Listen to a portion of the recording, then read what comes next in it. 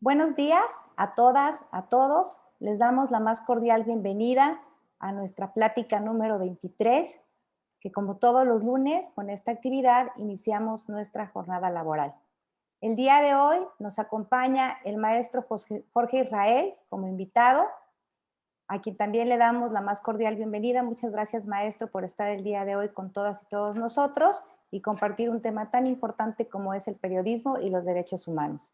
Para continuar con nuestras actividades de esta mañana, le pediría por favor al licenciado Juan José Cepeda Bermúdez, presidente de esta comisión, que nos dé el mensaje de bienvenida. Adelante, por favor, presidente. Muchas gracias, Elenita. Muy buenos días a todas y todos. Quiero, en primer lugar, reiterar mi agradecimiento personal y en nombre de la institución al maestro Jorge Israel Hernández por su generosidad para compartirnos esta mañana un tema pues fundamental en materia de derechos humanos, periodismo y derechos humanos. Muchísimas gracias, maestro. Créame que ha sido una práctica que nos llena de ánimo, de vitalidad, el iniciar todas las semanas con un invitado que hoy pues es de lujo para nosotros, su presencia, su generosidad, su participación, y comentar nada más mi convicción personal de la importancia del derecho humano a la comunicación, que no solo atiende a esa libertad que tenemos todas y todos de expresarnos, porque yo creo que cuando se coarta esta libertad de expresión, pues se equipara prácticamente a la represión física que pudiéramos tener, porque nuestras ideas, nuestra forma de pensar, pues forman parte de nuestra condición humana, ¿no? Yo creo que es tan importante nuestro pensamiento como nuestra parte material, nuestra condición material.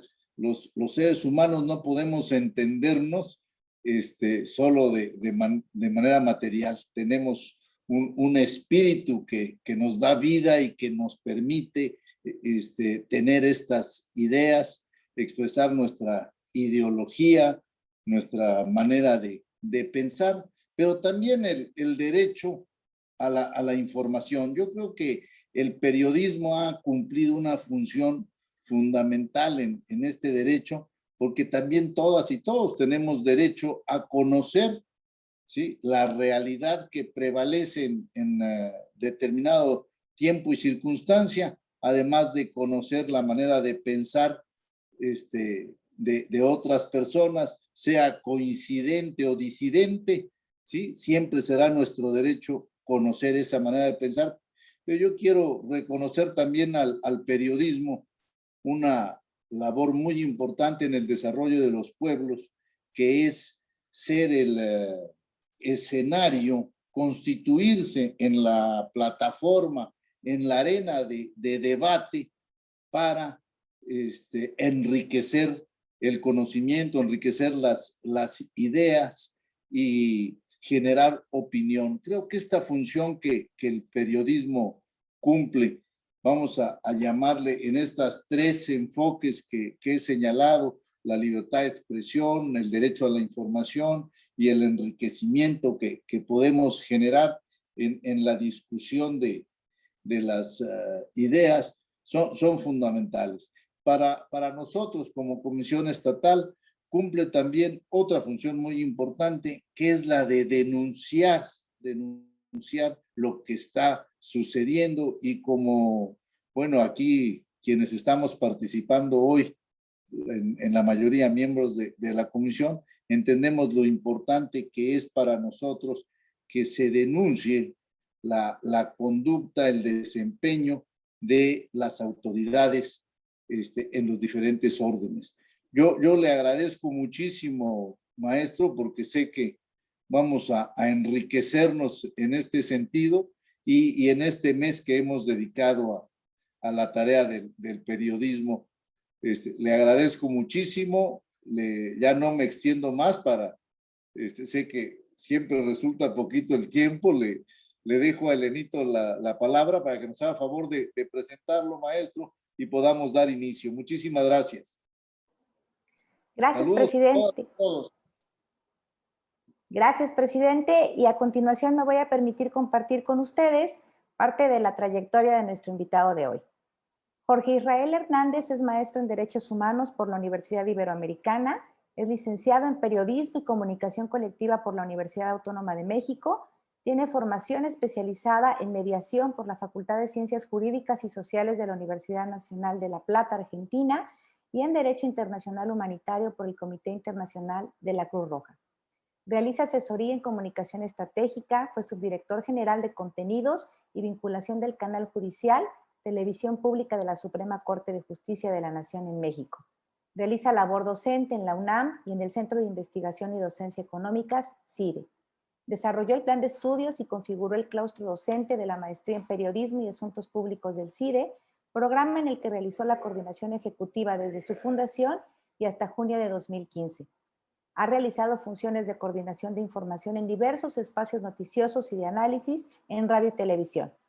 Fue Communication Advisor del representante en México del Alto Comisionado de la ONU para los Derechos Humanos, oficina para la que también ha realizado consultorías especializadas. Realiza consultorías en materia de comunicación estratégica, así como en cobertura periodística y derechos humanos. Como actividad honoraria, fue integrante desde su fundación y hasta 2015 de la Junta de Gobierno y del Consejo Consultivo del Mecanismo para Protección de Personas Defensoras de Derechos Humanos y Periodistas. Es integrante del Consejo Editorial del diario Reforma. Agradecemos mucho su presencia, maestro, para que iniciemos con la plática Periodismo y Derechos Humanos, la oportunidad de transformar la realidad. Adelante, por favor. Gracias, Elena. Antes que nada, agradecerle al presidente de la comisión no únicamente la invitación, sino el motivar este espacio semanal que tienen de reflexión, que sin duda es enriquecedor, sí para el equipo de la comisión y para la gente interesada que se inscribe en estos espacios, pero también para la gente que somos invitados e invitadas a participar de ello, porque seguramente es un espacio muy rico en donde ustedes también tienen mucho que aportar y mucho que enriquecer el debate sobre derechos humanos en general y en particular lo que nos convoca el día de hoy, hablar un poco de periodismo y este cruce de ecosistemas entre defensoras, defensores y periodistas. Muchas gracias, presidente, por su presentación y por su generosidad y ser anfitrión de estos espacios. A todas y a todos, buenos días. Gracias por el interés de dedicarnos parte de su mañana en lunes y sobre todo el atrevimiento de meternos en sus oficinas o en sus casas debido a que este contexto que nos mantiene un poco en encierro, un poco en libertad, nos obliga a invitar a mucha gente a nuestros espacios de intimidad o privados que terminan siendo también públicos. Les platico en un minuto la dinámica que me parece que nos puede servir a todas y a todos. Voy a compartir pantalla en unos segundos con información que iremos comentando. Y la petición que le comentaba Elena hace unos minutos es que no esperemos hasta el final para un espacio de interacción con preguntas, respuestas, comentarios, porque la experiencia nos dice que esos minutos se convierten en segundos y muy pocas veces da tiempo de tener ese espacio de interacción. Entonces la petición es que de alguna manera ordenada, vamos a llamarlo así, si alguien tiene algún comentario o pregunta sobre la marcha, levantan su mano, me imagino que Elena nos apoyaría en decirnos quién por ahí quiere participar. Hacemos una pausa en la secuencia de la presentación y profundizamos en el tema o en el asunto que sea de su interés con toda confianza y se los digo de manera muy honesta, difícilmente hay tiempo al final para tener este intercambio. Entonces me parece que es una parte que nos puede enriquecer mucho el debate y sobre todo profundizar en aquellos temas que quizá yo no contemplé y que para ustedes resultan de mayor relevancia. Entonces, dicho esto, voy a compartir la pantalla y ahora comenzamos.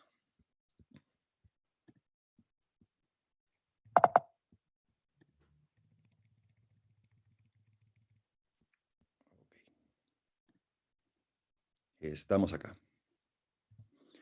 Bueno, todas las personas que están viéndonos, escuchándonos, ya sea que participen como defensoras o defensores dentro de su trabajo en la comisión o que están interesadas en estos temas, por la naturaleza de nuestro oficio, de nuestro ejercicio profesional, estamos muy enterados de lo que sucede a través de los medios de comunicación. Y habrán notado que en los años recientes, muchos medios, la gran mayoría de ellos, otorgan, ofrecen, dan un seguimiento mucho más cercano a aquellos temas relacionados con los derechos humanos, ya sea impulsados por sociedad civil o por instituciones como lo son las comisiones estatales o nacional de derechos humanos o organismos internacionales. Esto es algo positivo. Los temas relacionados con derechos humanos han ido ganando tiempo y espacio en las plataformas de divulgación informativa.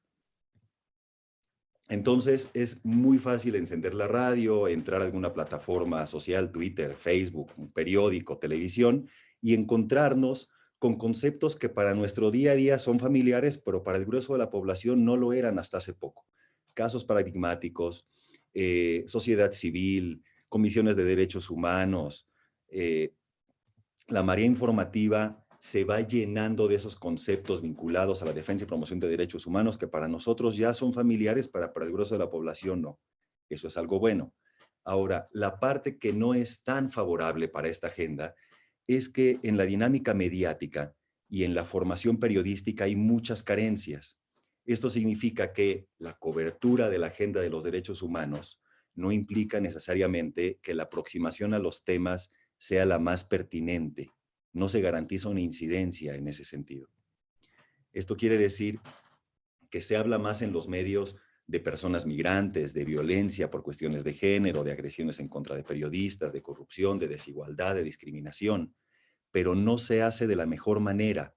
¿Por qué? Porque este acompañamiento que dan los medios y colegas periodistas a estos temas, por una carencia en términos de formación o de entendimiento general de las cosas, lo que sucede es que esta cobertura que pudiera ser positiva resulta ser negativa. En tanto, en estas coberturas vemos que se acentúan estereotipos, que se revictimiza a personas afectadas en sus derechos, que no se contempla, por ejemplo, la presunción de inocencia, o que se usurpan funciones de las autoridades encargadas de procurar justicia. Esto que se llama normalmente el tribunal mediático. Alguien que es expuesto en los medios es juzgado por la audiencia de ese medio y no es necesario en términos de la percepción social que haya un proceso judicial respetuoso de los derechos porque ya en los medios se les juzgó. Hay una invisibilización de discursos también. Vemos cómo se replica la dinámica en donde poblaciones históricamente invisibilizadas y que no tienen una voz potente en el debate público, les sucede exactamente lo mismo en los medios. Sigue habiendo esa ausencia de voces, esa ausencia de perspectivas. Y como consecuencia, hay una percepción de la realidad que está fracturada, que está carente de integralidad. Vamos a tratar de explicar por qué sucede esto, porque de entrada pareciera, y hay una percepción muy generalizada de esto, que los medios o los periodistas son, no quiero decir enemigos, pero digamos, no aliados de la agenda de derechos humanos, o que son muy pocos aquellos espacios que realmente se comprometen con un trabajo profesional y ético y metodológico para la cobertura de la agenda de derechos humanos. Vamos a explicar rapidísimo, a ojo de pájaro, qué es un periodista y cuáles son las condiciones en las que trabaja. Y quizá eso nos ayuda a entender por qué las cosas están como están. Periodista, en términos generacional, que da potencia a la palabra de la sociedad, es un notario de la historia diaria, esto es, certifica lo que sucede en el día a día. Hago una pausa aquí para decir que lo que están viendo ahora en pantalla es el deber ser. No quiere decir que esto suceda en el día a día, es lo que quisiéramos que sucediera. El periodista es un intermediario entre los hechos y la sociedad, sirve a la sociedad a través de la información, da voz y oídos a la comunidad, a sectores normalmente no favorecidos con la potencia de su voz en el debate razonado y razonable de las ideas en lo público. Insisto, esto es un deber ser. Y notarán que hay una línea transversal en este punteo que les comparto, que es el servicio. El periodista sirve a su entorno social. Ese es el principal de sus mandatos. E irán viendo, muchos de ustedes son funcionarios en tanto trabajan en la comisión estatal irán viendo algunos puntos de coincidencia con la dinámica cotidiana del deber ser del ejercicio periodístico. Ahora, ¿qué sucede con el periodismo en nuestro país?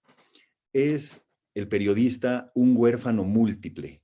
Y ahora me explico por qué. Hay una orfandad en términos del abandono en el que se encuentra el periodista en relación a su propio entorno social. Hay una estigmatización del ejercicio periodístico. Hay una baja reputación social del periodista. Hace años el ser periodista representaba algo muy positivo para el entorno social. En los años recientes, quizá en los 20 o 30 años recientes, el ser periodista sufre de una baja reputación en su propio entorno social. Paradójicamente, ese entorno para el cual él sirve, ese entorno para el cual él trabaja. El segundo grado de orfandad tiene que ver con una orfandad en términos de las instituciones académicas o de formación. En los últimos 10 años han desaparecido prácticamente todas las licenciaturas de periodismo en el país. Esto tiene que ver con un fenómeno de mercado, en donde muchas de las licenciaturas que se impartían en distintas universidades a nivel nacional, que eran de periodismo, han mutado a ser carreras y programas de comunicación social. Comunicación social es, imaginen meter en una licuadora algo de publicidad, algo de recursos humanos, un poquitito de periodismo, algo de relaciones públicas, ciencias políticas, sociología, apretamos el botón rojo y nos lo tomamos. Es todo menos específicamente periodismo. A nivel de posgrados, el CONACYT es una buena referencia, tiene un programa nacional de posgrados de excelencia en donde hay cientos de programas de posgrado y de licenciatura a nivel nacional que son auspiciados por CONACYT.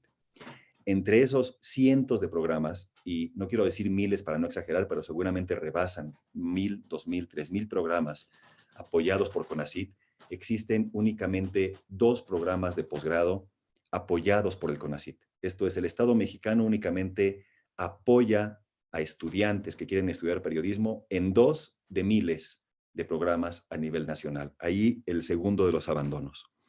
Y el tercer grado de orfandad tiene que ver con el propio Estado, el Estado mexicano, en su integralidad, que ha colocado por omisiones e incluso por acciones al ejercicio periodístico como uno de los ejercicios profesionales más peligrosos para desempeñar en México, y ahora vamos a ver algunos datos. Insistimos, es una vocación menospreciada. Yo les pregunto si alguno de sus hijos o hermanos les diga o les dijera, quiero estudiar periodismo, ya quiero ver la cara de la familia en la sobremesa cuando la persona les comparte este interés. Dirían, oye, no, pues mejor algo que sí te represente un ingreso sustentable, una carrera a largo plazo, una opción de desarrollo dentro de una empresa, todo aquello que el periodismo no ofrece. Es un oficio mal pagado en términos generales.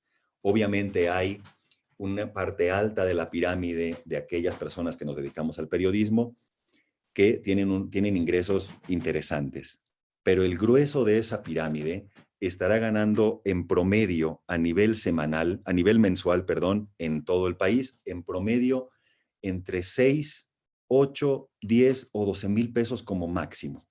Ese es el promedio de ingreso de un periodista a nivel nacional, y me estoy yendo al tabulador alto, digamos.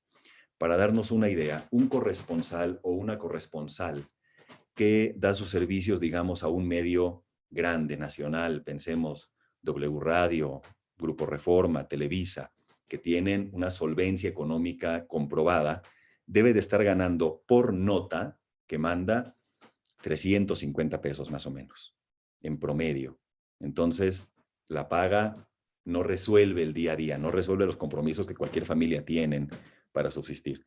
Esto obliga a que muchos periodistas, sobre todo en las entidades federativas, dediquen parte de su tiempo al periodismo y parte de su tiempo a otros oficios, a otros trabajos. Esto impacta directamente en la profesionalización de aquellos que se dedican al periodismo. Datos del mecanismo de protección para periodistas a marzo de este año. Les pongo un poquito de contexto. De acuerdo a distintas organizaciones de la sociedad civil, nacionales e internacionales, en México se han asesinado entre 120 y 140 periodistas del 2000 a la fecha. ¿Por qué la diferencia entre 120 y 140? Porque 20 periodistas asesinados no son poca diferencia por la metodología. Cada organización tiene una metodología distinta para calificar el tema del asesinato, y no es únicamente que hayan asesinado a un periodista, sino que esto tendría que estar presuntamente relacionado con su ejercicio periodístico. Esto es, estos 120 o 140 periodistas asesinados del 2000 a la fecha, está de alguna manera comprobado, o una de las líneas de investigación es que fue asesinado como consecuencia de su ejercicio periodístico. Hay más periodistas asesinados, sin duda, pero el resto se da en un contexto de inseguridad o de violencia que vivimos en distintas regiones del país. ¿Cuál es el problema aquí? Mucho más que hay que acentuar. Esta es una gráfica de el mecanismo de protección de periodistas, les decía, a marzo de este año. Es un mecanismo que está anclado institucionalmente en la Secretaría de Gobernación, y encontramos aquí las principales agresiones, sin contemplar el asesinato, evidentemente, que vemos cómo van modificándose año con año. Aquí viene un tema muy delicado. De acuerdo a la Secretaría de Gobernación, el principal actor, agresor de las y los periodistas son las y los funcionarios públicos. Cerca del 50% de las agresiones que padecen los periodistas en este país, incluido el asesinato, se da por parte, ya sea material o intelectualmente, de funcionarias y funcionarios, cosa que no es un asunto menor. Ahí vemos que empieza a acentuarse el divorcio entre el ejercicio periodístico y el ejercicio de la defensa y promoción de derechos humanos desde las instituciones del Estado, como es el caso de ustedes que pertenecen o que participan laboralmente de la Comisión Estatal. Vamos a las partes menos dolorosas. Maestro, perdón por la interrupción. Francisco Sí. Calcaño nos levantó la mano para poder participar. ¿Nos da la oportunidad? Hola, Francisco. Gracias. Adelante, licenciado Calcaño. Muy buenos días a todos.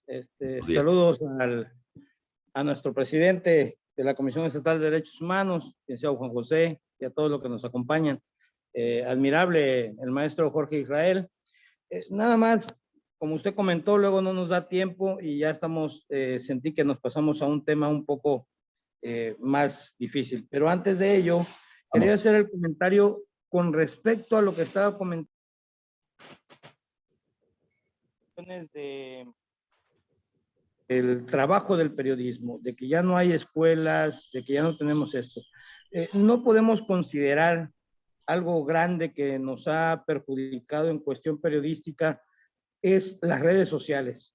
Ahorita mucha gente, mucha gente, y sobre todo la zona de los servidores públicos somos los más afectados, derechos humanos también principalmente. Mucha gente agarra un teléfono celular y se dice ya periodista y empieza a amedrentar. No hay manera de defendernos de ellos. Su palabra es muy válida, muchas veces se hace viral la forma en que transmite o opina con respecto a una acción, tanto de cualquier área administrativa o de acción de las instituciones. Y esto ha hecho que la gente casi no acuda a una universidad para prepararse como periodista, sino simple y sencillamente agarra un teléfono celular, es merolico, habla muy bien, y hacer periodismo y hace su modus vivendi y gana más que un periodista, como usted dice, que pasa una nota de 350 pesos, gana más porque consigue una información muy confidencial y va y amenaza. Y va y dice, deme tanto si no la publico, porque si la publico te va a meter en problemas. Entonces, son cosas que percibo, que creo que cuando toquemos un tema de esa índole, casi no tenemos universidades, casi no tenemos posgrados, casi no tenemos gente preparada en periodismo. Por ejemplo, un ejemplo, ¿no? Joaquín López Dóriga ha expresado una infinidad de veces, no soy licenciado en periodismo. Y mucha gente se basa en... Es abogado. Yo también puedo hacerlo. Es mi comentario sobre ese tema, al pasarnos ya al tema de la muerte de periodistas, secuestros y eso. Mi humilde opinión. Gracias, Francisco. Atiendo lo que plantea Francisco y ahorita nos seguimos. Vamos en unos minutitos más a entrar específicamente al tema de plataformas digitales y redes, pero lo que plantea Francisco me parece importante, a reserva de que entremos a la parte de redes y plataformas digitales. Para ir poniendo un piso en la charla, podemos considerar periodista a aquellas personas que no se han formado, perdón por la redundancia, formalmente como periodistas. Sí. De entrada, sí. Ejemplos, y no pongo el de López Dóriga, que puede ser muy cuestionado en términos éticos por muchas personas. Pongo un ejemplo muy concreto. El maestro Granados Chapa, que es un referente del periodismo nacional, murió hace unos años, etcétera, etcétera. No doy más contexto porque no hace falta. Granados Chapa nunca estudió periodismo. Granados Chapa estudió leyes. Era un abogado titulado como abogado y su ejercicio profesional se volcó en el periodismo y terminó siendo uno de los periodistas más importantes del último siglo en este país. Entonces, ¿hace falta estudiar periodismo para ser periodista? No, pero sí es deseable. Es deseable que haya más instituciones dedicadas a formar dentro de las dinámicas de método y de ética del periodismo. Por ahí un punto. Segundo asunto, las plataformas digitales. Podemos considerar periodista a alguien que toma su teléfono y que empieza a soltar, vamos a poner entre comillas, información o empieza a amenazar a través de sus plataformas a funcionarios o a la sociedad en general. No necesariamente. La Comisión Interamericana a través de Derechos Humanos, la Corte, perdón, Interamericana, a través de su opinión consultiva número 5, especifica, y la propia relatoría de la Comisión Interamericana, especifican qué sí es y qué no es un periodista. Incluso lo que especifica la Corte y la Comisión es que para ser periodista no hace falta ni siquiera tener un trabajo formal dentro de un medio de comunicación, sobre todo entendiendo las nuevas dinámicas de interacción en plataformas digitales. Hay periodistas, gente dedicada al periodismo independiente, que no tiene un trabajo formal dentro de un medio, pero que con base en método y ética investiga y publica, ya sea en sus blogs personales, en sus plataformas personales, o vende estos productos a revistas, a periódicos, a publicaciones formales, vamos a llamarlo así. Es una línea muy delgada entre qué es y qué no es. Yo pondría el acento de cómo hacer una distinción en el término del servicio. Un periodista siempre buscará dar un servicio a su entorno social, que a través de su trabajo periodístico haya una mejora. Y esta mejora puede en algunos casos involucrar la rendición de cuentas de funcionarios y funcionarias, sin duda. Digamos, si se pone en evidencia una red de corrupción, evidentemente habrá una mejora al momento en que esto se procese judicialmente y se certifique que evidentemente hay una corrupción, haya una sanción y una reparación para las personas afectadas. Pero lo que plantea Francisco es una línea muy delgada y ha tenido un impacto muy fuerte en los medios de comunicación, por ejemplo, que se ven obligados de una manera perversa a ganar la nota, la inmediatez del Twitter, por ejemplo, y en ser los primeros que dicen algo antes de que un ciudadano o ciudadana, más allá de sus sanas o perversas intenciones, quiera impactar con publicarlo antes. Es un problema que incluso dentro del mecanismo ha habido debates muy fuertes de si se considera o no periodista a alguien que no tiene un trabajo formal en un medio, que no fue formado periodista y que su único espacio de divulgación son sus propias redes sociales. Y yo diría, y perdón por el dicho de mi abuela, depende el sapo la pedrada. Habrá casos en que sí, habrá casos en que no. No podemos generalizar y decir todos aquellos que no se formaron o que no trabajan en un medio y que divulgan información en las plataformas digitales no son periodistas. No, porque habrá algunos casos en que sí lo sean. Entonces es demasiado complejo y ojalá haya oportunidad de tener otra charla específicamente sobre la divulgación de información en plataformas digitales, porque es un tema incluso de reflexión global hoy en día y cómo esto tiene impacto, ya lo podríamos ver en ese momento, en fake news o en realidades paralelas o en construcciones de realidad que ahora le llaman los especialistas la posverdad.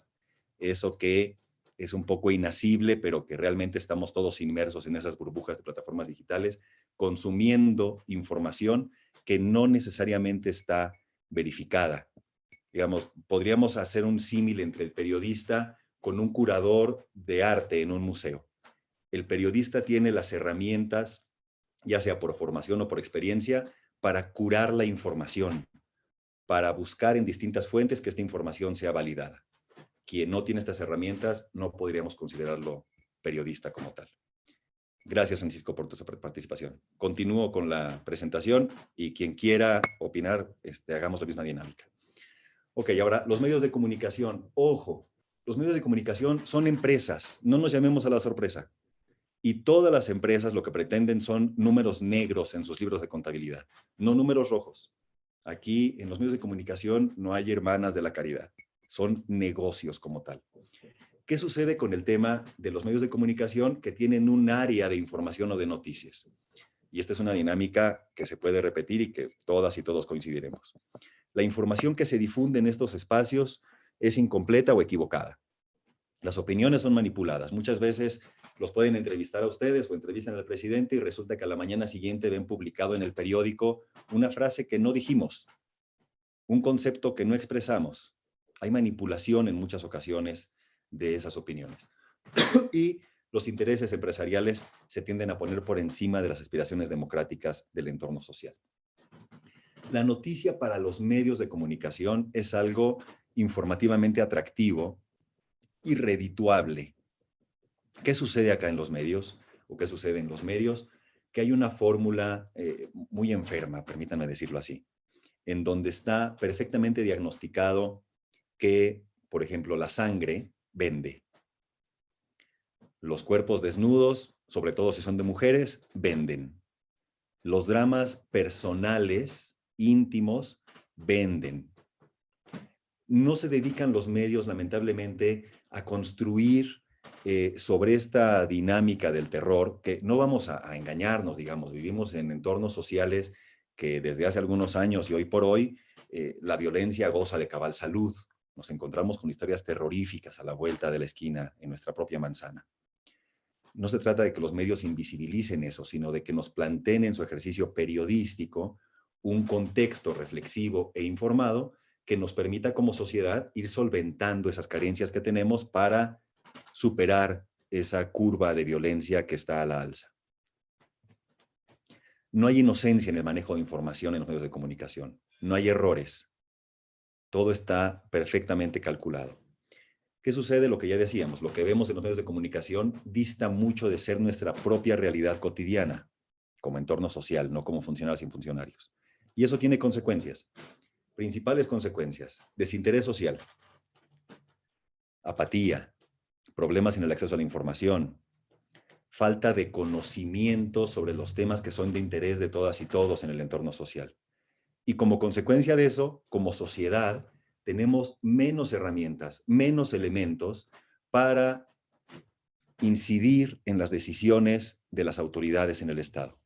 Esa sería una de las funciones del periodista, que la sociedad tuviera instrumentos o herramientas para la toma de decisión. Por ejemplo, acabamos de pasar por un proceso electoral a nivel nacional y lo ideal es que cuando lleguemos a la urna tuviéramos información suficiente para tomar una decisión. Y esto no es así. Es parte de nuestra responsabilidad, sin duda, pero los medios tendrían que ser una herramienta de potencia para aquella información que nos permita tomar decisiones como sociedad. No hay democracia con ausencia de voces y sin pluralidad.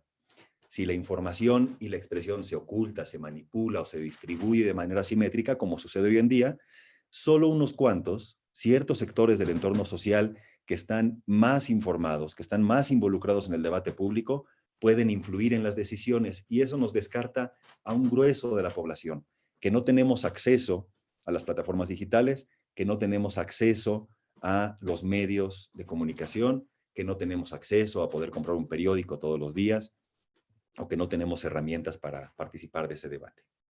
Me adelanto un poquito para no atrasarnos.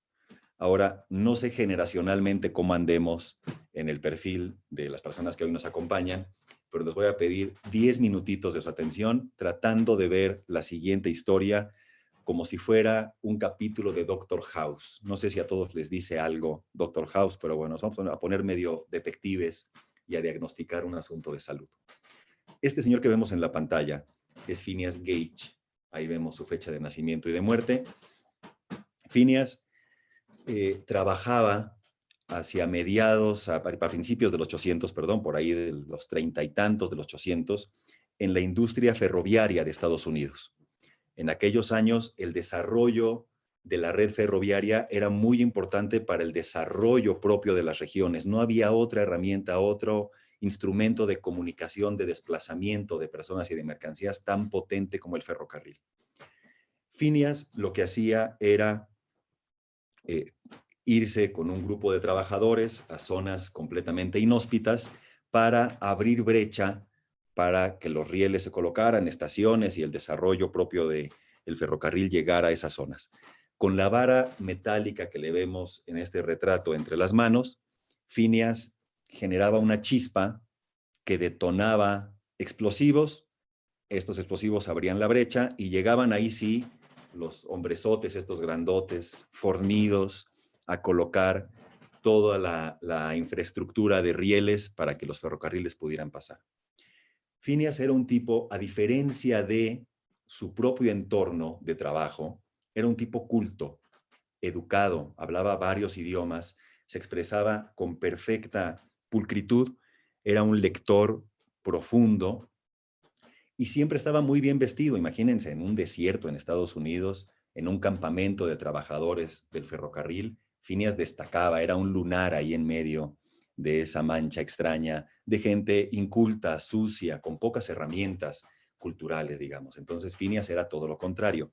Phineas era eso que podríamos llamar el yerno que todas las mamás quieren, ¿no? El que se quiere que se case con la hija, un tipo culto, educado, limpio, no tomaba, no fumaba, todo perfecto en Phineas. Un mal día, Phineas tuvo un accidente al momento de detonar uno de estos explosivos. La vara que lleva entre las manos salió volando literalmente y como vemos en la imagen, le atravesó el cráneo. Literal, como dicen los especialistas en balística, trayectoria de entrada, trayectoria de salida. No se alojó ningún fragmento del metal en su cabeza, pero sí tuvo heridas considerables en la parte baja del pómulo y en la parte superior del cráneo. Ahorita van a decir, ¿a dónde diablos va este señor con todo esto? ¿Qué tiene que ver esto con las noticias? Ahí vamos. Bueno, Phineas estuvo inconsciente algunos minutos. Imaginen la atención médica que tuvieron para Phineas en un campamento de constructores. Alguna choza ahí mal puesta con algún destilado, le habrán limpiado las heridas, le pusieron 2 curitas y una gasa y nada de ambulancia, nada de seguro de gastos médicos, nada de atención en un hospital privado, ni mucho menos. A su tienda de campaña a reposar unos días.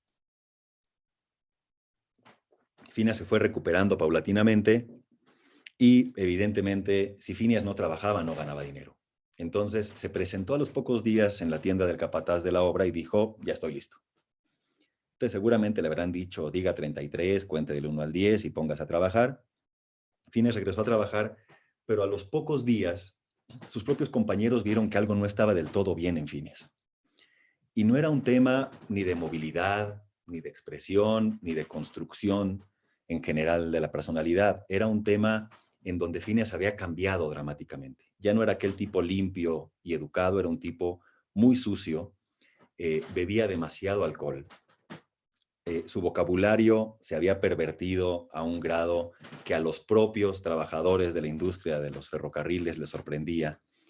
Llegaba tarde, se emborrachaba en la noche, no se presentaba a trabajar, etcétera, etcétera. Y como siempre suele suceder, a alguien con estas características y esta dinámica de vida, lo terminaron despidiendo. Únicamente para cerrar la historia de Phineas, Phineas siguió trabajando en la industria ferrocarrilera en toda la región. Murió en Chile, trabajando también en uno de estos desarrollos de la industria. Y hasta ahí la historia de Phineas. ¿Por qué es importante el asunto? Con el paso de los años, hubo distintas disciplinas que se encargaron de estudiar lo que le había pasado a Phineas Gage. Una de ellas, los neurólogos trabajaron profundamente en el asunto. ¿Por qué este cambio de personalidad después de un accidente de este tipo? La imagen que vemos abajo, la reproducción del rostro de Phineas y su cráneo, están en el hall de entrada de la Facultad de Medicina de Harvard. Así el nivel de importancia de lo que le sucedió a Phineas Gage. Se descubrió que a Phineas se le había afectado por este accidente una glándula, perdón por mi desconocimiento en términos médicos, que se aloja o que está ubicada en la base del cerebro, un lugar que no les puedo señalar precisamente por su ubicación. Pero en términos, digamos, modernos, pudiéramos decir que esta glándula que se le afectó a Phineas es una especie de memoria independiente extraíble, un USB que tenemos ahí abajo del cerebro, que al igual que el cerebro administra información, pero esta glándula específica tiene una función muy concreta. Administra toda aquella información que tiene que ver con la interacción social. Toda aquella información que vamos adquiriendo con el paso de los años, desde que nacemos hasta que morimos, y que tiene que ver con la interacción social, se aloja ahí. Esto es, cómo comportarnos con los otros, con nuestros pares. No es un tema de designio divino, sino es un tema de la propia formación social. Cómo como sociedad nos educamos mutuamente para comportarnos de una manera civilizada. Cuando nuestra mamá nos dice, no mastiques con la boca abierta, esa información se aloja en esa glándula. No subas los pies a la mesa, saluda a tu tía, di buenos días, di buenas tardes, báñate todos los días, lávate los dientes. Toda aquella información que tiene que ver sí con higiene, sí con una construcción de personalidad propia, pero que tiene que ver con nuestra propia dinámica de interacción. Normalmente, y aquí hago una pregunta a ver si alguien levanta por favor la mano, ¿cómo tomamos decisiones al momento de encontrarnos en un escenario, digamos, de incertidumbre? ¿Cómo tomamos decisiones ante la incertidumbre? Me adelanto para no perdernos aquí y dejar tiempo para quien tenga opiniones. Lo hacemos a través de la imitación.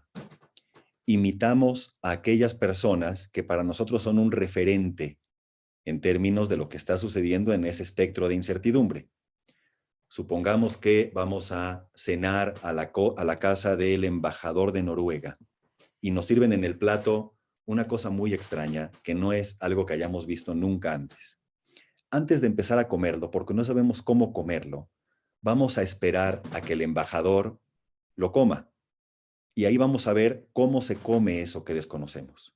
Lo mismo sucede en cualquier situación de incertidumbre social, económica, política. Vamos a esperar a que alguien que para nosotros es un referente nos diga cómo actuar, qué hacer ante esa incertidumbre. Y para allá vamos. Esto sucede con las personas defensoras de derechos humanos, ya sea de sociedad civil o de instituciones, y con periodistas. Este ecosistema, periodistas y defensores de derechos humanos, son un referente para el entorno social, o eso deberían de ser. Son ellos quienes nos tienen que decir cómo actuar, qué criterios tenemos para contrarrestar la incertidumbre. En términos de la agenda temática de derechos humanos, insisto, defensores y periodistas, son ellos y ellas quienes nos tienen que dar criterios para contrarrestar esa incertidumbre. Cuando sabemos cómo comportarnos ante cierto estímulo, no hay incertidumbre. Por eso las personas peticionarias, por ejemplo, que llegan con ustedes a la Comisión Estatal, necesitan certezas, necesitan saber qué hacer ante la incertidumbre. No tienen en esta glándula que se le afectó a Phineas, no tienen información para resolver eso que les está complejizando su día a día. Lo mismo cuando acudimos a los medios de comunicación, más allá de por entretenimiento, en busca de información, necesitamos saber qué hacer en caso de un desastre natural, qué hacer en caso de una situación de violencia en las calles, qué hacer en caso en una situación, y hago una lista eterna acá. Defensoras y periodistas están llamados a ser creadores de criterios para contrarrestar la incertidumbre. Somos consumidores de interpretaciones de la realidad, no de información. Necesitamos información que nos permita resolver nuestro día a día, nuestra situación cotidiana, nuestras necesidades cotidianas. Ahora, ¿de qué manera se construye esta relación entre medios, ciudadanos y autoridades? Así es este pequeño esquema en donde tenemos la A es la autoridad, la M son los medios, la C son los ciudadanos y la IE lo tenemos como información y exigencia. Los medios observan de manera permanente, los periodistas, a las autoridades, rendición de cuentas, derecho y acceso a la información. Los ciudadanos evalúan el trabajo de medios, periodistas y de autoridades. Y como parte de este ciclo virtuoso, se genera algo que es información y la posibilidad de exigir a través de esa información. ¿Exigir a quién? A las autoridades, porque tienen un mandato constitucional en función de su ejercicio, y a los periodistas, que tienen un compromiso y un mandato con su entorno social. La exigencia viene desde el ciudadano, la ciudadana, desde la sociedad. La información es un bien público y debe de ser publicable, tal cual.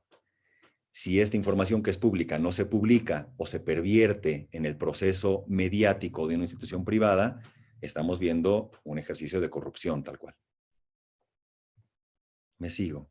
Vamos a lo que planteaba hace un momento Francisco. ¿De qué manera las nuevas tecnologías, plataformas digitales afectan esta relación entre medios, periodistas, autoridades y ciudadanía?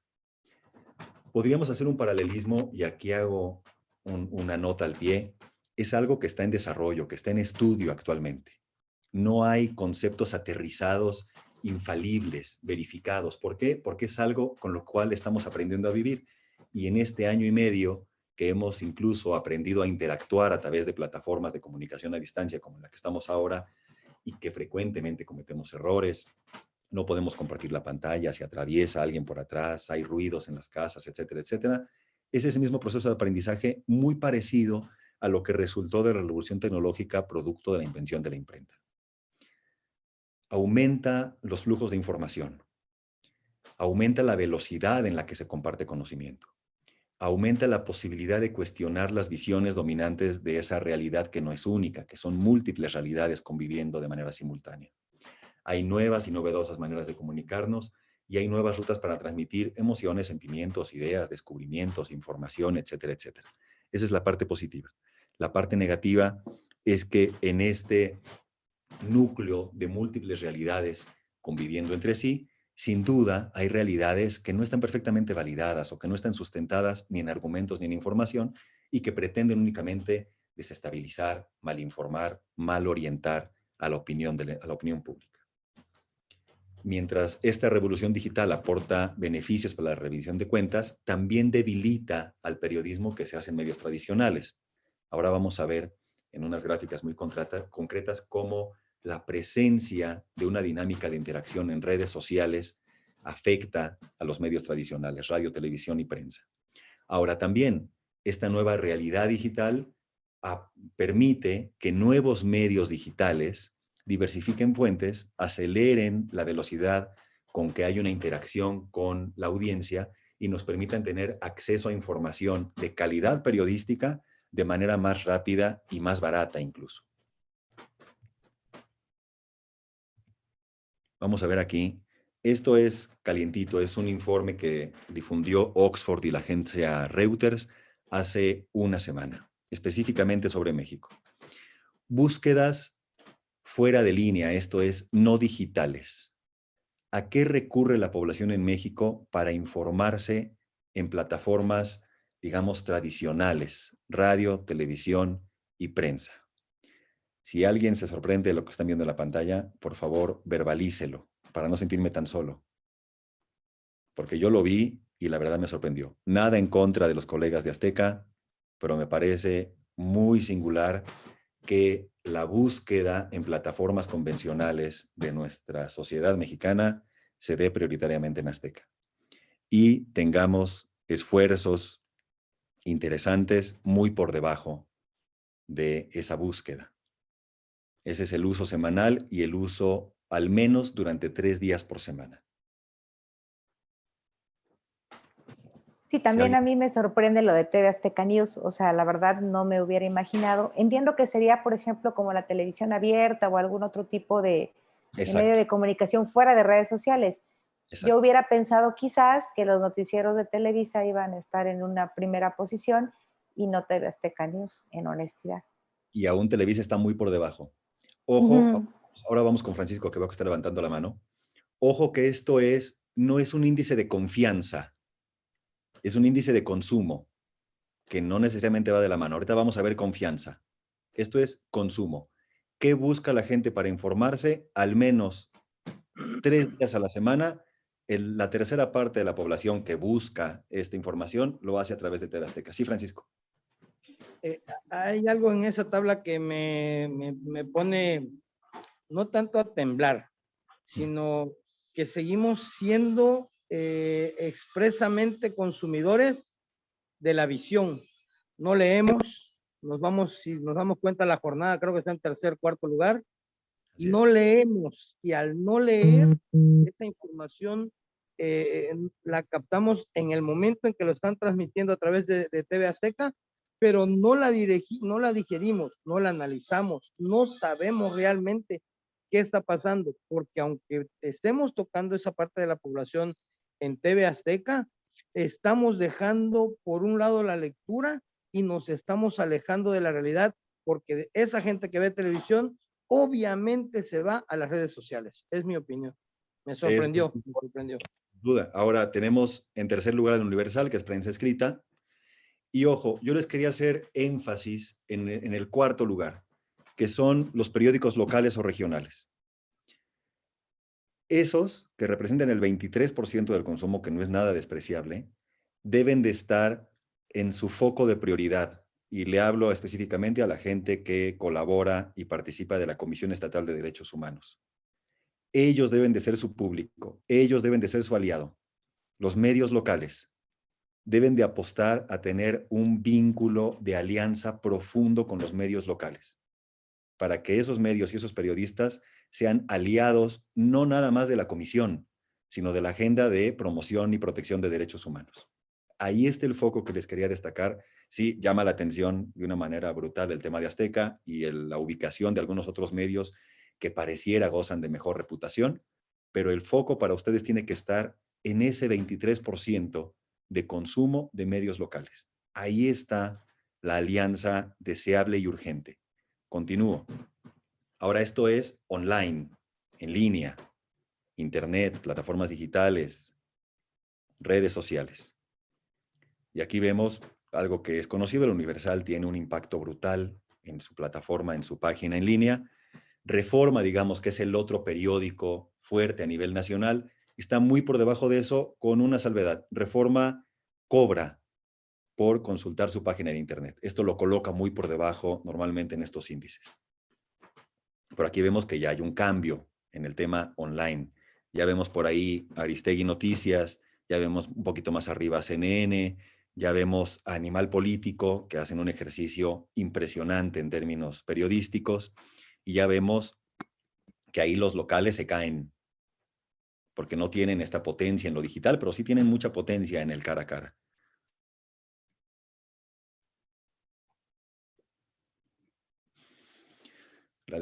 La dejo un segundito para que la revisen y me sigo. Ok, aquí vamos. Perdón, voy a mover un poquito porque tengo la pantalla tapándome parte de lo que quisiera ver. Ok. Tenemos aquí los recursos en términos informativos del 17 al 21. Y vemos cómo la televisión y los impresos se van cayendo dramáticamente.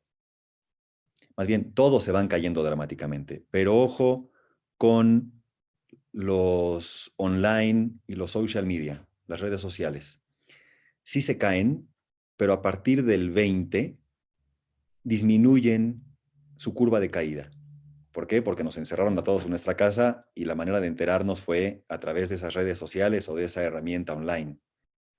Se disminuyó la caída por el tema de la pandemia, pero los cuatro van hacia abajo.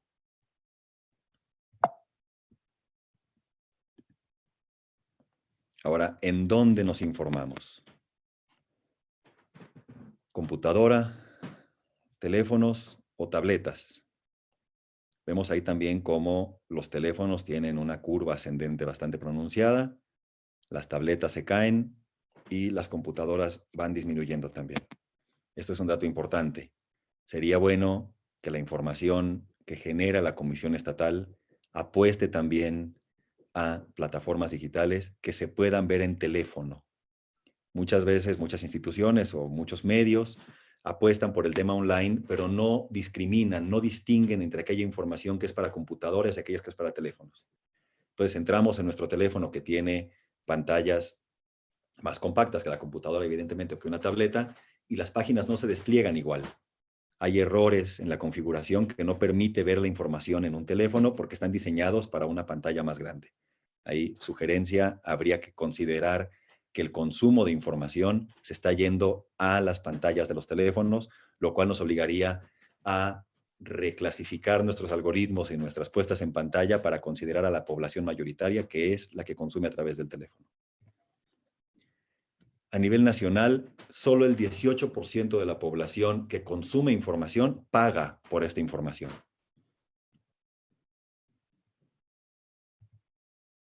El 49% de la población comparte información a través de mensajes, mails o redes sociales, incluido el WhatsApp. Es un porcentaje no menor, ¿eh? Habría que empezar a... Hay estudios muy interesantes, perdón que haga una pausa, pero todos tenemos o conocemos de las tías que mandan piolines, buenos días, felicidades a todos, no sé qué, por WhatsApp. Ya hay medios que están utilizando memes y GIFs y herramientas para viralizar en WhatsApp información. No habría que descartar esa posibilidad para instituciones que tienen en su agenda los derechos humanos. Confianza de noticias en redes sociales, 35%. Aquí es algo lo que planteaba Francisco. Realmente las redes sociales, aunque tienen mucho impacto, ahora vamos a ver cuáles son las que tienen más impacto, no dejan de ser una burbuja. Sigue siendo muy poca la gente que tiene cuenta de Twitter, cuenta de Facebook, cuenta de Instagram, TikTok, etcétera, etcétera. Y no dejan de ser una burbuja. Entonces, muchas veces sobreestimamos lo que sucede en una red social. Aquí vemos que esa sobreestimación tiene 2 dígitos. 35% de las personas que consumen información le tienen confianza a aquella información que consumen en redes sociales.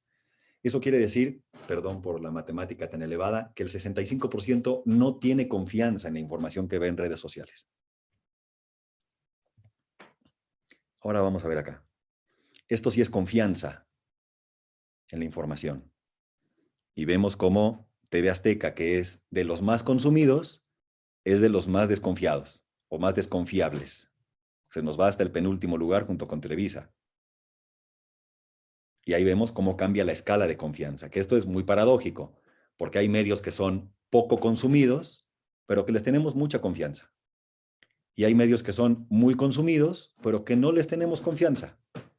Muchas veces subestimamos el criterio de la audiencia, de nuestro entorno social, y pensamos que por tener todo el día la televisión en el 2, nos están cilindreando la cabeza con una información, no la voy a calificar, que es acorde a los intereses de la empresa Azteca o la empresa Televisa o la empresa la que sea.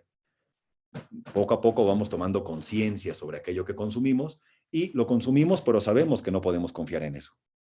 Y entonces mandamos Azteca y Televisa hasta abajo. Acá tenemos las redes sociales, reinas. Facebook en primer lugar. Para noticias, 60% del uso de Facebook es para informarse. Fake news o noticias argumentadas y sustentadas, pero el 60% del uso que se le da a Facebook es para información. Y de ahí para abajo, YouTube muy por debajo, WhatsApp, Twitter muy por debajo. La gente que tenemos una cuenta de Twitter, digo, yo la uso para informarme, yo seré parte de ese 17%, además de para entretenerme y jugar un poco. Pero solo el 17% de la gente que consume información la consume en Twitter.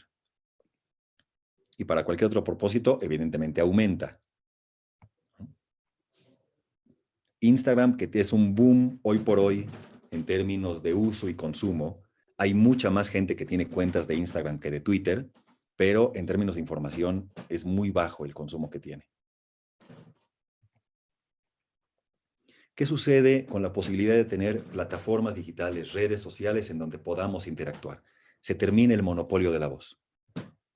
Ya no es únicamente la voz de las empresas o medios tradicionales que nos bombardean con información, como ya vimos, manipulada, tergiversada, reorientada, con una intencionalidad detrás, sino que la posibilidad de interactuar socialmente a través de plataformas digitales que tienen un costo. El Internet es uno de ellos, o las plataformas, los equipos a través de los cuales nos conectamos es otra variable que impide el acceso, pero terminan con el monopolio de la voz.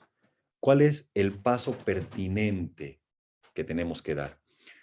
Tenemos que generar una alianza muy potente, ya les decía, entre medios locales específicamente, periodistas y medios, e instituciones y organizaciones que trabajan la agenda de los derechos humanos. ¿Cuál sería el objetivo primordial de esta alianza, más allá de la difusión de la agenda? La erradicación de una cobertura cinética de las víctimas, por ejemplo. Ahí es en donde ustedes tienen un universo de trabajo para interactuar con periodistas, redes sociales y medios de comunicación. Hacer una cobertura de derechos humanos justamente con perspectiva de derechos humanos, con perspectiva de género, en donde no sean las narrativas de la violencia las que predominen, en donde no sean las narrativas de la sangre la que predomine, sino las narrativas de la exigencia, de la rendición de cuentas, de la reparación de daño, de la presunción de inocencia, de que las violaciones a derechos humanos deben de ser investigadas y sancionadas con el ánimo de que no sean repetidas. Es ahí en donde tenemos que configurar una alianza muy potente entre defensoras, defensores, ya sea de sociedad civil o institucionalizadas, con medios y periodistas. La comunicación de la agenda de la sociedad civil, de los derechos humanos, no puede limitarse a la documentación o a la denuncia. Tiene que haber un ejercicio de construcción de realidades, un ejercicio de construcción de contextos que le permitan a las y los periodistas tener información mucho más digerida. Ya veíamos cómo un grueso de la población dedicada al periodismo no tiene del todo las herramientas para esta aproximación. Tiene una exigencia laboral, tienen que entregar tantas notas al día de distintas fuentes y si no, lamentablemente vamos a ponerlo en blanco y negro, no comen. Entonces, cae en nosotros, en las personas especializadas en el tema, en las personas dedicadas a ese tema, de construir las narrativas y poder trabajar de manera conjunta con los periodistas para que estas narrativas sean divulgadas de manera mucho más potente. Hay que apostar para que quienes trabajamos la agenda de derechos humanos, seamos un motor de generación de información ya curada. Sería muy sano integrar a periodistas a ese ejercicio, en donde tengamos, sí, casos paradigmáticos, casos que haya que denunciar, seguimiento a la situación de víctimas de violaciones a derechos humanos, acompañados por periodistas, porque esto nos va a permitir tener una potencia en la divulgación de estos asuntos y muy probablemente esa sociabilización de los asuntos relacionados con la agenda de derechos humanos tendrá consecuencias muy favorables para las víctimas en primer momento y para todo el entorno social en una segunda instancia. Entiendo que teníamos tiempo limitado, entonces voy a parar acá. Tienen ahí mis datos de contacto para todo lo que necesiten y me parece que sería muy sano y muy interesante poder dialogar si es que alguien tiene comentarios, opiniones o dudas sobre el tema. Muchas gracias, maestro Jorge, por esta plática tan interesante, estos datos que sin duda pues, nos sirven mucho para poder comunicar e interactuar mejor con la ciudadanía, en el caso pues, de Chiapas y de las personas que nos acompañan de otros lados, pues que hagan lo propio en sus espacios, ¿no? Abriríamos otro espacio de preguntas por si hay algún comentario, alguna duda, algo más que quisieran comentar. Pueden solicitar la palabra a través de las reacciones, levantando la mano o bien por el chat. Vamos con nuestro visitador en atención de asuntos migrantes, el maestro Milton. Por favor, adelante, maestro, y después contigo, Francisco. Su micrófono, maestro Milton, por favor.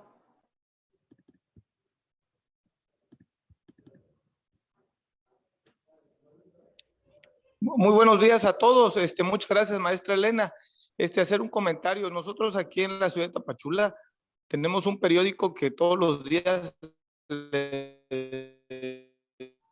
dedica la portada en contra de las personas migrantes. Bien lo menciona el ponente del día de hoy y le agradezco esta exposición muy clara, muy precisa. Entonces, este periódico crea mucha xenofobia delante de toda la sociedad, y ya nosotros en la mesa de seguridad se logró la vez pasada que la Fiscalía de Inmigrantes diera una capacitación a este medio de periódico a efecto de sensibilizar en el tema de que no le dediquen estas portadas todos los días a las personas migrantes, porque crea una confrontación entre la población en general con la población migrante. Entonces, yo considero si hubiera alguna otra manera de incidir en ese tema para evitar de que no pase lo que ha pasado en el norte del país, que la población en general se ha manifestado hasta empedradas a la población migrantes. Entonces, pues es en cuanto que yo quería mencionarle al ponente el día de hoy, maestra. Muchas gracias. Gracias, maestro Milton. ¿Gusta contestar las preguntas de una vez o escuchamos también el... Rapidísimamente lo de Ángel, porque es un tema, digamos que como él mismo lo dice, se ve ya en distintos puntos del país. Primero, me parece que es importante distinguir responsabilidades.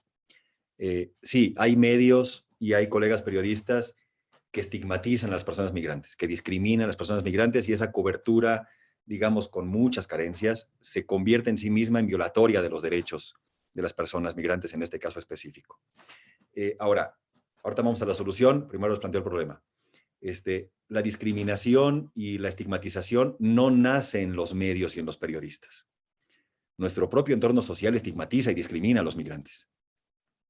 Entonces, lo que sucede es que los medios y los periodistas no son ajenos a esta dinámica social, no están hechos por extraterrestres que vengan de otro lado a decirnos cómo hacer las cosas, están hechos por personas que viven en nuestro propio entorno social, que como dinámica cotidiana discrimina a los migrantes. Aquí lo que se ha tratado de hacer con cierto grado de éxito es sensibilizar, como lo hacemos con el resto del entorno social, enfocado a periodistas y, ojo, a los directivos y a editores de los medios. En muchas ocasiones se ha visto que las y los periodistas de a pie, de terreno, digamos, llegan con notas bien trabajadas, seamos generosos, sobre el tema migrante, y es en la redacción en donde se le mete esta patina de discriminación y estigmatización. Habría que trabajar en sensibilización, en capacitación. Entiendo que los recursos son limitados, que los oídos muchas veces son sordos y que no somos profetas en nuestra tierra, y es muy difícil acercarnos a nuestro propio ecosistema en el ánimo de mejorar las condiciones en las que los otros hacen su trabajo. Para esto yo recomendaría: acérquense a la gente de ACNUR, de la Agencia de Naciones Unidas para Refugiados. Seguramente ubican a Mark Manley, que es el representante actual, está a unos días de irse del país, pero alguien llegará a reemplazar a Mark, y seguramente a través de ACNUR, que digamos en términos narrativos es Naciones Unidas, podrán tener un buen acuerdo para capacitar y sensibilizar a medios, a periodistas y a todo el entorno social que convive como una realidad cotidiana con personas migrantes. Me parece que esa podría ser una salida. Es una apuesta a largo plazo, porque la formación y la educación va dando resultados siempre y cuando se mantenga durante un tiempo sostenido, pero me parece que por ahí habría que empezar. Muchas gracias. Por favor, Francisco, adelante. Sobre el último punto que comentó el maestro Jorge Israel, me parece de suma importancia la alianza de derechos humanos con el periodismo. ¿Por qué? Un ejemplo, en la zona norte de Chiapas hay 200 periodistas, entre comillas, 200 periodistas, pero quienes realmente se acercan a la realidad son muy pocos. De esos 200 puedo hablar un 10%, y si no es que menos, hasta un 4 o 5%. Esa alianza de derechos humanos con los periodistas, más que nada, ¿qué sucede cuando el periodista dice es que derechos humanos, violentan mis derechos humanos, mis derechos humanos? No, yo quisiera que derechos humanos hiciera, no sé, como usted dice, hay muy poca economía y para poder llevar este tipo de talleres, pero que el periodista sepa que los derechos humanos es la unión de derechos humanos y el periodismo para aplicar los derechos humanos a la sociedad, para que la sociedad tenga seguro en la defensa de sus derechos humanos, porque eso es lo que yo siento que se nos sale de las manos cuando el periodismo se une con la Comisión de Derechos Humanos y a final de cuentas los derechos humanos de la sociedad, ¿dónde quedan? ¿No? Defienden ambos sus derechos humanos, pero los derechos humanos de la sociedad de la sociedad es la que me preocupa, o bueno, nos ocupa más que nada, ¿no? Entonces, disculpen ser tan reiterativo en la palabra derechos humanos, pero es ese punto que comentó por último el maestro Jorge Israel, que me parece de excelencia y de suma importancia actuar en ese referendo, periodismo y derechos humanos para la sociedad. Sería mi opinión.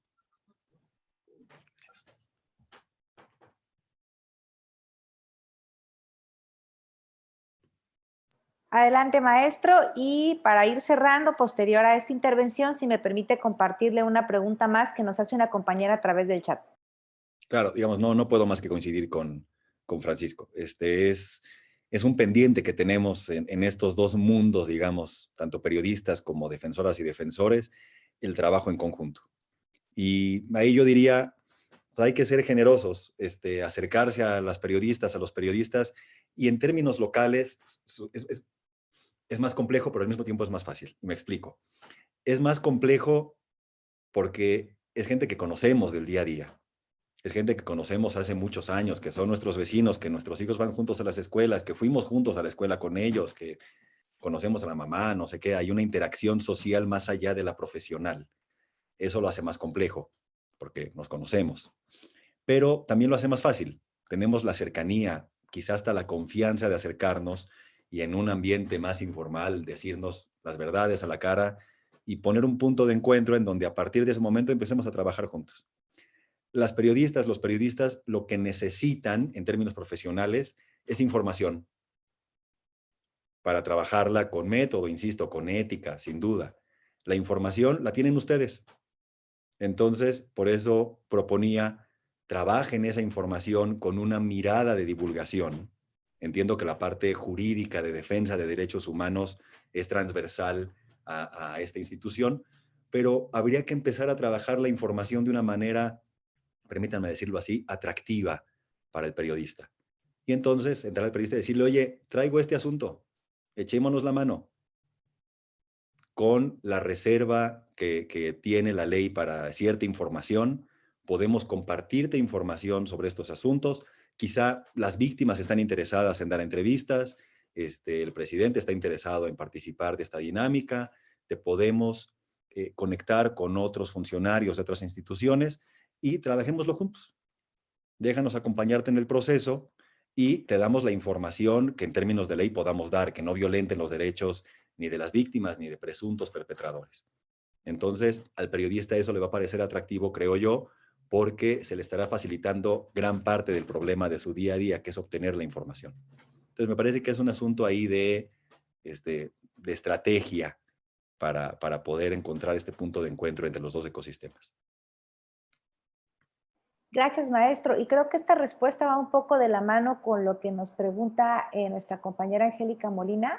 Ella nos pregunta a través del chat, ¿cómo posicionar la agenda de derechos humanos local cuando por estadística consumimos más medios de cobertura nacional y existe poco interés en temas con esta perspectiva, aunado a la poca cobertura de información en Internet? ¿Qué sugiere? Ok, atiendo el asunto. Y es una dinámica muy normal, digamos. El consumo de lo nacional rebasa por mucho el consumo de lo local y lo veíamos en la estadística. ¿Por qué? Porque el consumo de lo local nos afecta personalmente. Hay ahí una resistencia a ver lo que sucede afuera de nuestra puerta, como si no existiera, como niños chiquitos, ¿no? Nos tapamos la cara y parece que estamos escondidos. Entonces, hay una resistencia a ver aquello que nos afecta de manera real y cotidiana y personal y nos vamos a los grandes temas nacionales, incluso con la lógica de suponer que en otro lado están peor que nosotros. Entonces, ahí habría que apostar, ya lo planteaba, por un acuerdo, por acercamiento con los medios locales. Y sobre todo, no atendemos mucho la información local porque en lo local se acentúa esto que decíamos de la sangre, la violencia como punto de venta. Vemos primeras planas en los periódicos, no quiero ser muy explícito, ustedes lo saben, con cuerpos desmembrados, no lo sé, accidentes de coche, cosas que venden en términos económicos, pero no aportan al debate público. Y entonces, evidentemente, yo no quiero enterarme de eso. No quiero verlo. Ya me enteré por qué le pasó a mi vecino, le pasó a mi hijo, le pasó a la señora de enfrente, pero no lo quiero ver, ya lo viví. Entonces me voy a lo nacional para evadirme un poco de esa realidad local que me afecta en lo cotidiano. Si empezamos a hacer el trabajo de sensibilización y de alianza, podemos ir modificando poco a poco esas primeras planas y que la gente empiece a encontrar en la información local información que le ayude, me cito a mí mismo, perdón, a contrarrestar la incertidumbre. ¿Qué hacemos con ese accidente? ¿Qué hacemos con esa violencia explícita? ¿Qué podemos hacer? ¿Qué elementos tenemos? ¿En dónde denunciamos? ¿Cuáles son nuestros derechos? ¿Quién es la autoridad encargada? ¿A quién le exigimos? Incluso dar información muy utilitaria. ¿Qué zonas son las más inseguras en ciertos horarios? No vayamos ahí. No nos metamos ahí. Y por otro lado, exijamos a la autoridad competente, por ejemplo, de garantizar la seguridad, que en esas zonas acentúen el acompañamiento y la presencia y la estrategia de seguridad. Me parece que hay que ver caso por caso, pero creo que esa podría ser una de las rutas.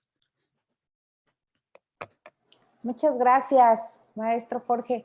Pues con eso creo que concluimos este espacio de dudas, de comentarios y pues nuevamente agradecerle su disposición y su amabilidad, que en cuanto lo contactamos dijo que sí participaba con la comisión. Muchísimas gracias. Ha sido una plática muy enriquecedora y pues nos deja una gran tarea de tratar de adecuar nuestras formas de interactuar con la ciudadanía desde esta perspectiva de derechos humanos en el periodismo y hacerlo más atractivo también para que se puedan interesar en estas temáticas. A nombre del presidente, el licenciado Juan José Cepeda Bermúdez, quisiéramos hacerle entrega de un reconocimiento como muestra de nuestra gratitud por haber estado esta mañana con todas y todos nosotros. Ahí lo puede usted ver en pantalla, también se lo haremos llegar de manera física. Muchísimas gracias por impartir la plática Periodismo y Derechos Humanos, la oportunidad de transformar la realidad. Le agradecemos infinitamente el haber estado el día de hoy con nosotros y le pediría por favor a todas y a todos los que nos acompañan en la plataforma que para quienes sea posible puedan prender sus cámaras a fin de que podamos tomarnos una foto con nuestro invitado del día de hoy. Por favor, mil gracias a ustedes y hagan extensivo el agradecimiento al presidente de la comisión. Para lo que gusten en cualquier momento, tienen mis datos y sin problema podemos encontrarnos para seguir dialogando sobre estos temas. Todo lo que necesiten, con mucho gusto. Muchísimas gracias. Vamos a esperar a que enciendan algunos más que tengan el equipo y que puedan hacerlo, que se conecten. Bueno, entonces, ¿listas? ¿Listos? A la 1, a las 2, a las 3. Muchísimas gracias, maestro, y a todas y todos, gracias por conectarse y pues nos vemos el siguiente lunes. Muchas gracias. Gracias, buen día. Hasta luego. Gracias, excelente ponencia, don maestro Jorge. Muchas gracias, Francisco. Gracias. Gracias a la licenciada Elenita, al licenciado Juan José, gracias a todos los de la comisión.